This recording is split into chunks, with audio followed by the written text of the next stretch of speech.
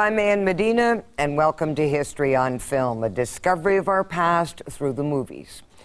Our film is a true story based upon court transcripts, actual interviews, and news footage.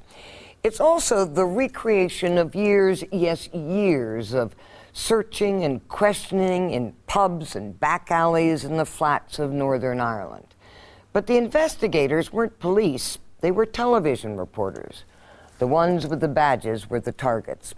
It's a kind of Watergate investigation, only a deep throat is missing. In 1974, there was a bombing that killed 21 people in Birmingham, England. 6 men were quickly arrested and soon convicted and sentenced to life imprisonment.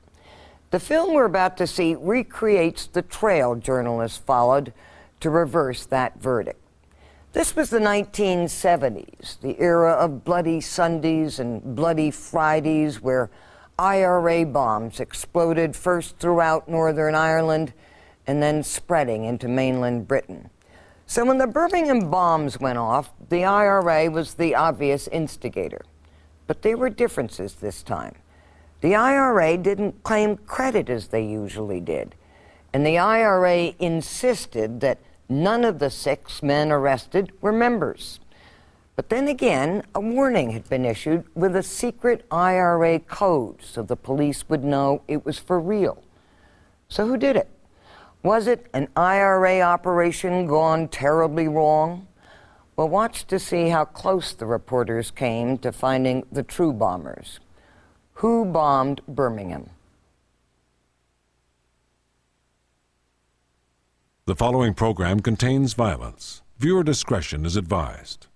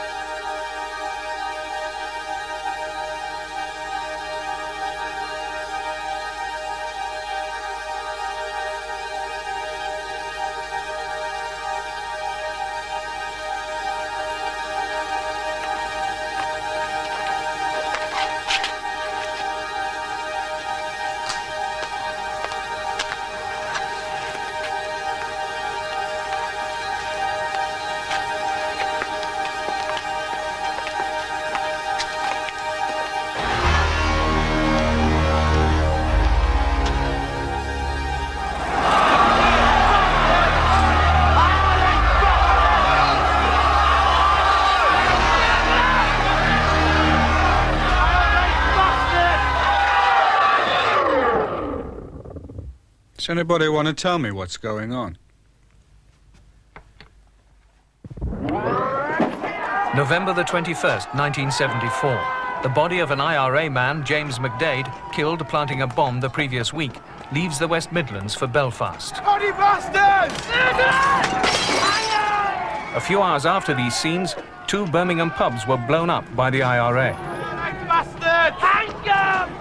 The 6 men convicted of the bombings, the biggest mass murder in British history, were caught within hours of the explosions, 5 of them heading for McDade's funeral in Belfast. One dead bomber on his way back to Belfast. Public patience well and truly strained. And for our next piece of popular television.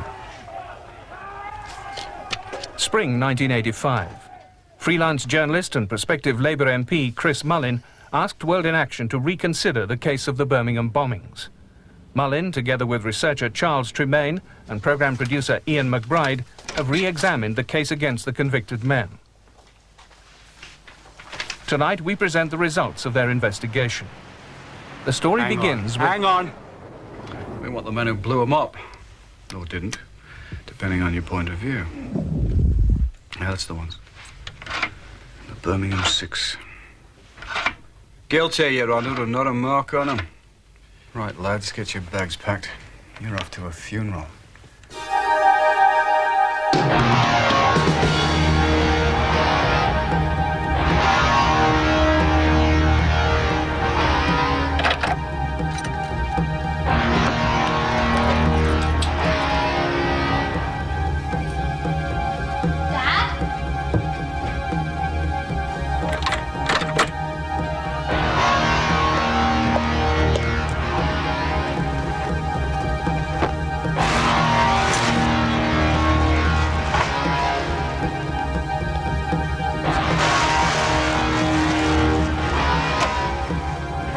your train?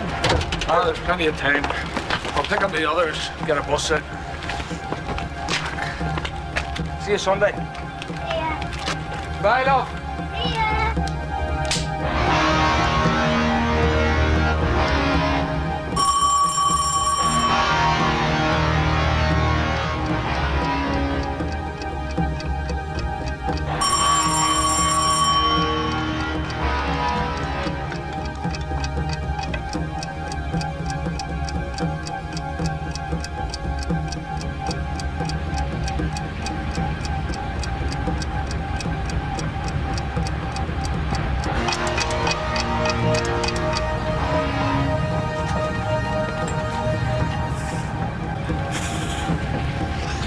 You'll have to lend us the train fare.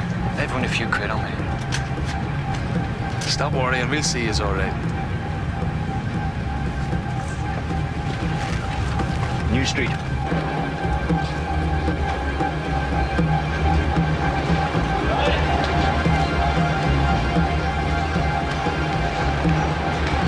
Where you been?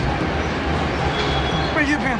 The train's gone. No, we're all right. There's another one yet. Come on. Let's go and get ourselves sorted out.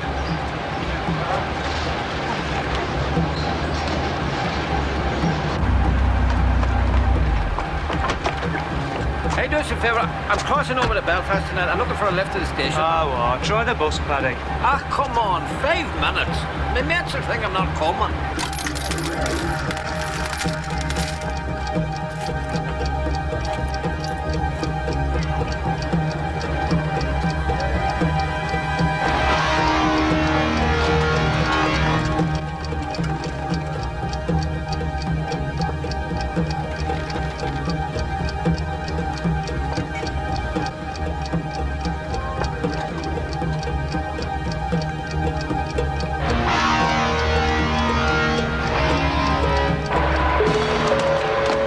The 755 connecting with the Belfast ferry is now leaving platform 9. This is a right bloody scramble.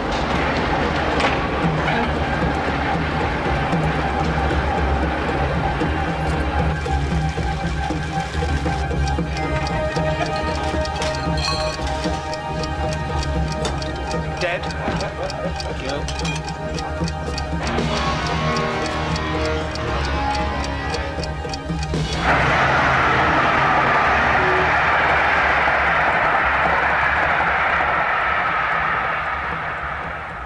It doesn't fit. It doesn't fit. Circumstantially, it does.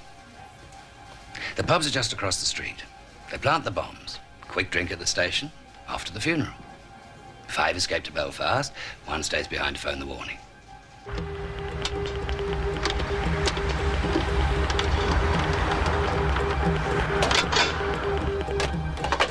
Forget about the warning. I'm talking about the bombs. I think the warning's rather interesting. The guys get convicted because they confessed, right?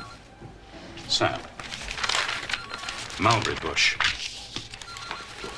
Confession number 1 has the bomb here by the jukebox. Confession number 2 has 2 bombs, not actually in the pub, but along the outside wall, here and here. Really ought to go, Charles. Just a sec. It doesn't make sense. Any minute now, there's going to be a huge bloody hole in the floor telling us precisely where the bomb was planted. None of the so-called confessions are even close.